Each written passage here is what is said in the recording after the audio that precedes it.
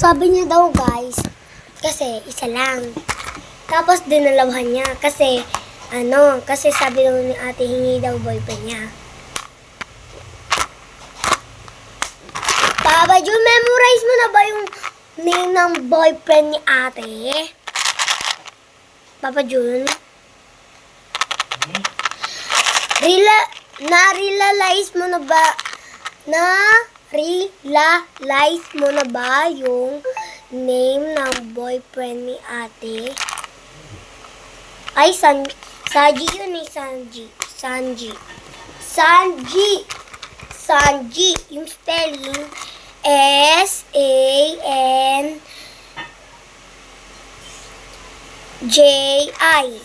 Sanji. Tapos siya yung unang-una, tapos ako yung pangalawa. Nung una pa nga nun, parang ayoko siya bigyan. Pero, kapag nandun yung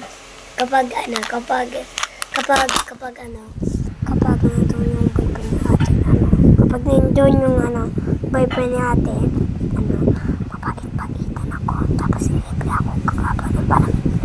Tapos, kapag wala yung boyfriend ni ate, guys, natamot kami sa isa't isa, mabait pa nga siya.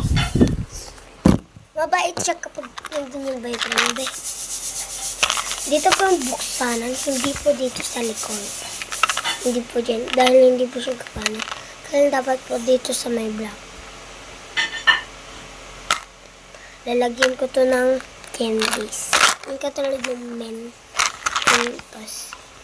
Kapag bumunta ulit kami sa Riverbanks, ni Mama, dun sa may 7-Eleven, bibili ako ng dalawa nito. Naman, isa lang bibiliin ko, be. Diba? Eh, bagong-bago, be. Be. So, hingi tayo ng limo. Ay, joke lang. Siguro 4 na yung nagkagastos ko. Kagabi 2. Kay ate tsaka sa boyfriend niya. Tapos sa akin, 3 na. Tapos kaganina. Tapos ngayon. Bili man na nagagastos ko. Okay lang yun, be. Gaganon nila ang gas. Diba guys? Diba naturo ko na sa inyo ng part 2? Ito lang. Basta tignan niyo yung channel ko. Tapos gaganon niyo.